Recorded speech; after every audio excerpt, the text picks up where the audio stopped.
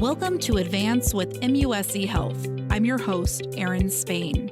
This show's mission is to help you find ways to preserve and optimize your health and get the care you need to live well. Today, we're talking about the unique healthcare challenges LGBTQ plus people face and what MUSC Health is doing to improve the lives and health of this population. Our guest is Chase Glenn, who was recently named the first director of LGBTQ plus health services and enterprise resources at Medical University, South Carolina. Welcome to the show, Chase. Thank you. You have been an active member in the LGBTQ plus community in South Carolina for the past several years. So share with me your background and what led you to MUSC and your new role. I'm first and foremost important to this, sort of this role is I'm a transgender man. And some folks don't know that about me. I'm married to a woman and we have two little kids together. And from the outside, they may not think initially that, hey, I'm a trans person, I'm a part of this community. So it's personal to me. My background is I was born and raised in a small town in southern Illinois, went to college in Tennessee and made my way eventually down to South Carolina. And previous to this role was the executive director of the Alliance for Full Acceptance, which is an LGBTQ advocacy organization based here in Charleston, South Carolina. Through that role, actually had great relationships with folks here at MUSC because we would advocate on behalf of the LGBTQ community in the healthcare space and did a lot of work partnering with MUSC folks on that. And so when this opportunity came up, this brand new position was created, knew that this was something I was really interested in because for me, the topic and the issues related to LGBTQ healthcare really get to the core of some really fundamental needs in our community. And being a part of MUSC's work in this area was just an incredible opportunity for me, and I had to take it. And you are the first in this role. That is never that easy to be the first at something. So tell me, how have you been getting your feet wet?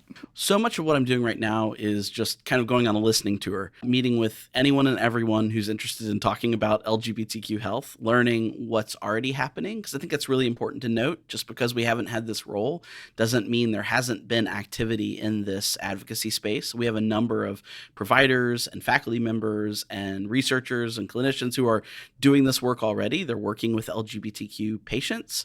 They are interested in these conversations. And so this work is happening already. And I'm really just here to kind of begin to connect those dots, develop a more cohesive strategy when it comes to our work in this community, and be a part of hopefully leading this work across our state.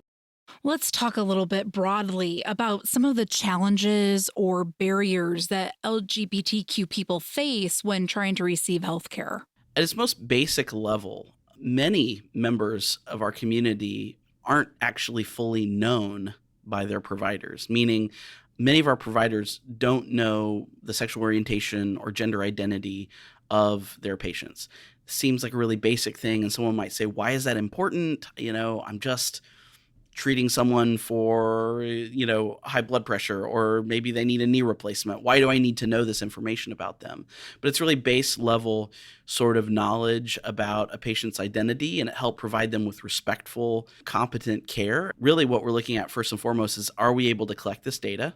Do we know these things about our patients? And are we able to do it in a culturally sensitive and competent way? So, education and training is a big piece of that as well. So these are kind of the entry points into these conversations and how we're providing this care for LGBTQ folks. Because there may be doctors out there, they just assume heterosexuality is the default. Yes, absolutely. That is the assumption. And I will say, assumptions aren't necessarily bad things. It's, how our brains save time and are more efficient, right? We just go to what we already know, we make an assumption, and we can move forward. But in this instance, we really want to encourage folks to pause and to begin to ask these thoughtful and respectful questions of patients so that we can learn who we're treating and the best ways to treat them. And again, that a big piece of that was education, because we don't want people just to engage in these conversations without being, prepared for that and without kind of knowing where they're going with that. I think it's really important that we prepare our care team members to have these conversations, to know what they're talking about, and then to provide the highest quality of care. It could be that some patients may avoid bringing this up. Maybe they're scared to share this information, and there can be some serious consequences because they might be avoiding going to the doctor altogether. Tell me about how dangerous that can be for Yeah. someone. Well, I think first I would highlight the fact that what you said there about being afraid and scared.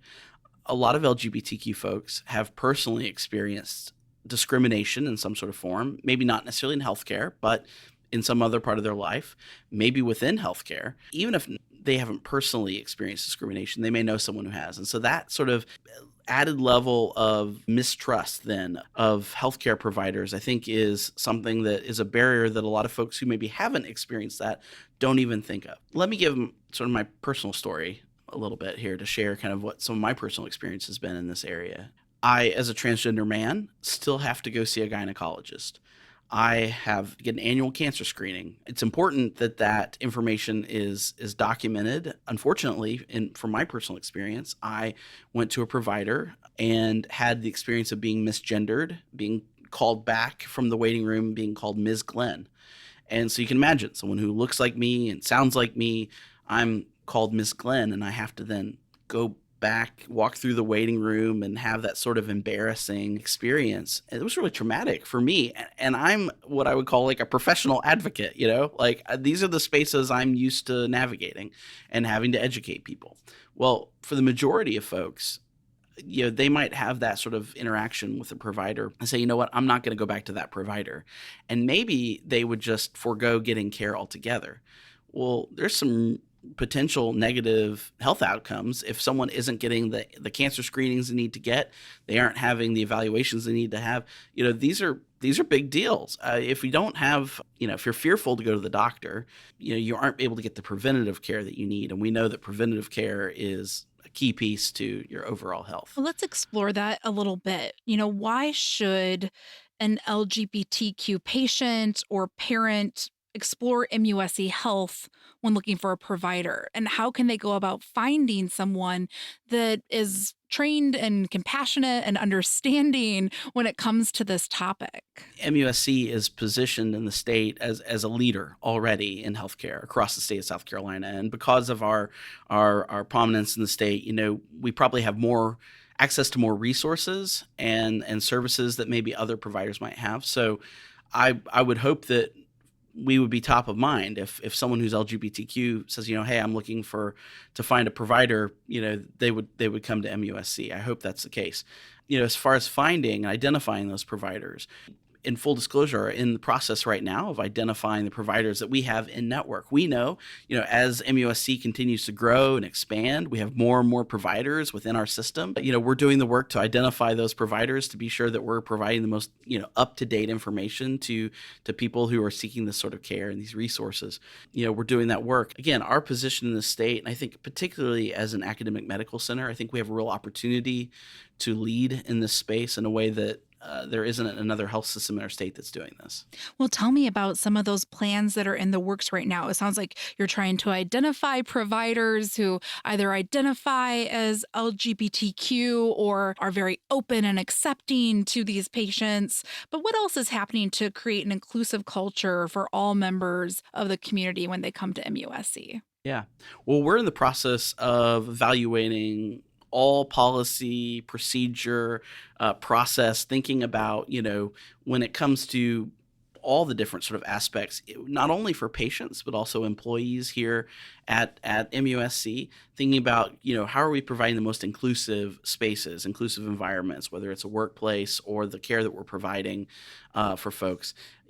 Are we, as I mentioned, thinking about collecting and capturing this what we would call SOGI, sexual orientation, gender identity, patient information. Are we standardizing that process across our health system? Are we preparing care team members to have those conversations? So evaluating the policies and processes that we have in place currently when it comes to documenting patient information, standardizing that process across the board so that, when you go to your provider and you share your gender identity or sexual orientation, your pronouns, to one provider, you go to the next, and they have that information handy, and they're able to be respectful of you and your needs from the get-go. Looking at our facilities, how are we creating physical spaces that are welcoming and inclusive of all people? And then beyond that, thinking, because my role is enterprise wide, I'm interacting with students as well and advocating for inclusion within our 6 colleges here at MUSC, and how we can really prepare clinicians and those who are going out into the workforce to be prepared as they leave our schools to do this work effectively with the LGBTQ community. And the students, really, a lot of students are very active in this space.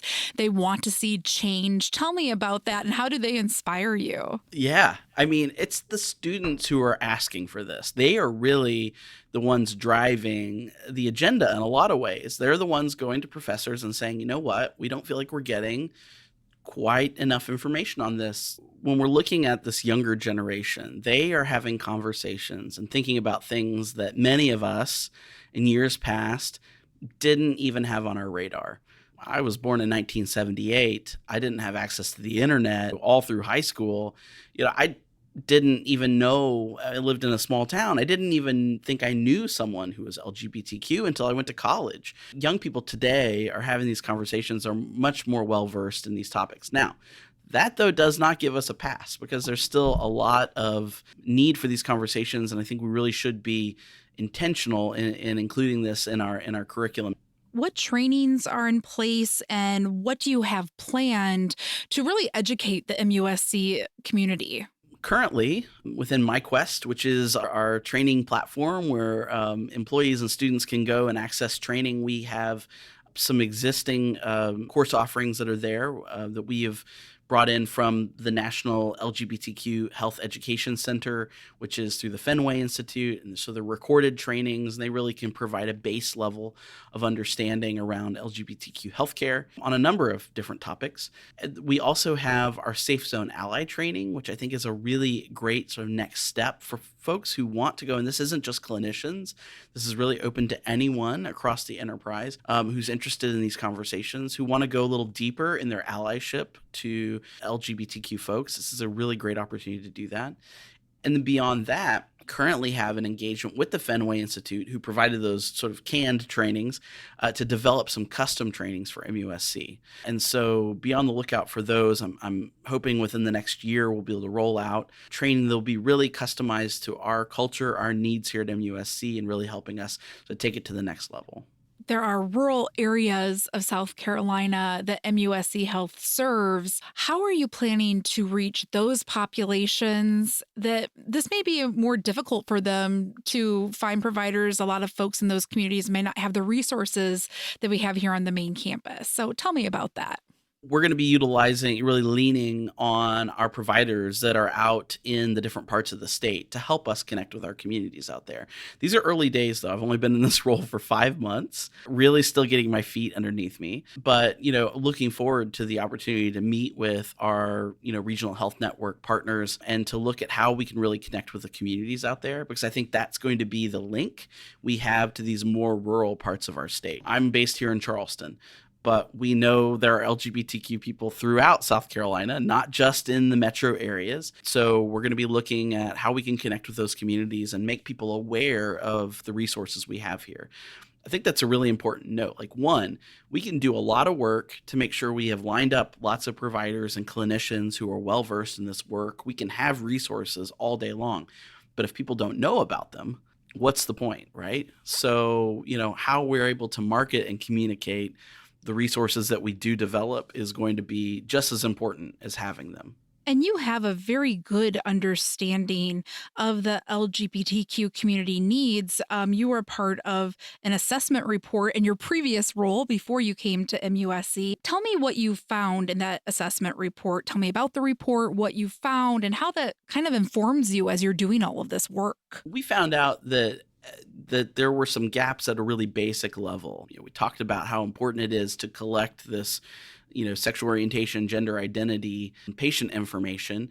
And that's exactly what we found. We found that 41% of our respondents said that their doctors didn't know their sexual orientation. 50% of transgender and gender nonconforming respondents said their doctors didn't know their gender identity. This is really basic information, and it tells us that not only are these questions not being asked, but our community says, hey, we wish we were being asked these questions. For people who say, you know what, that's invasive, it's personal information, what does that have to do with the healthcare I'm providing? Well, LGBTQ folks say, hey, it is important, and I wish I was being asked this information, because so many of them maybe don't feel comfortable volunteering it on their own. We also found that a number of folks said that they didn't feel like their providers knew the answers to their questions. So again, that kind of goes back to that cultural competency and being well-versed in sort of the different issues that might be specific to LGBTQ folks, and then also being aware of the resources that are out there, so that when maybe they may not personally be able to provide something to a patient,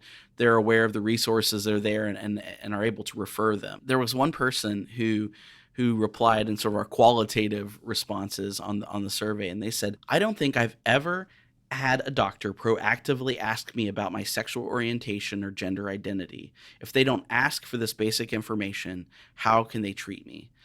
And I thought that really summed it up. It's just so basic. We need to be asking these questions. We need to have this information so we can best serve this community. What message do you hope, you being appointed in this role, the fact that this role exists, what message do you hope that gives to the LGBTQ community in South Carolina?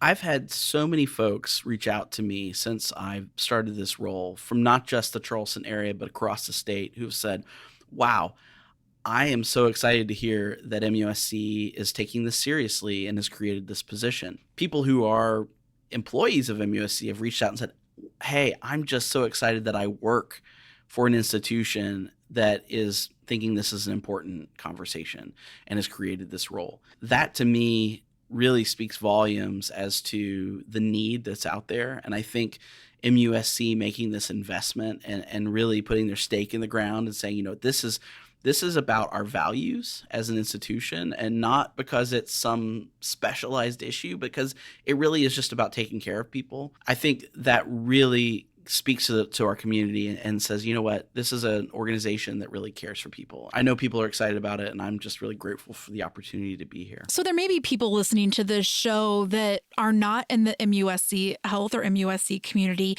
and they would love to educate themselves and find out more about things like terminology, about, for example, sexual orientation versus gender identity. What resources are out there for people who want to learn more? Well, there's a number of national organizations that provide lots of resources in this area. I would recommend looking up Human Rights Campaign. The Trevor Project is another one. These organizations are well respected and can provide lots of information that might be helpful to folks. And then specifically within the healthcare space, I'd recommend looking up Fenway Institute. I mentioned them already, and that we're partnering with them to create some training for MUSC. They have a number of resources on their site that go into all sorts of different topics, whether in videos, publications, studies, all sorts of things that might be helpful for folks looking for more information. Well, my final question for you is, what do you do to optimize your health and live well? For me, one of the most sort of important things is connection with others. So whether it's my community and friends or my family, having time spent that's intentional with folks is really important. Having two little kids under the age of 3 can be exhausting, but it's also really wonderful. And for me, I've just enjoyed the extra time that I've gotten with them in the last couple of years, really, connecting with them in a way maybe I wouldn't have been able to. Thank you so much, Chase Glenn, for joining us today, telling us about this new role and all the exciting work ahead. And we'll have to check in with you later on to hear about some of the progress. Yeah, would love that. Please do keep in touch. For more information on this podcast, check out advance.muschealth.org.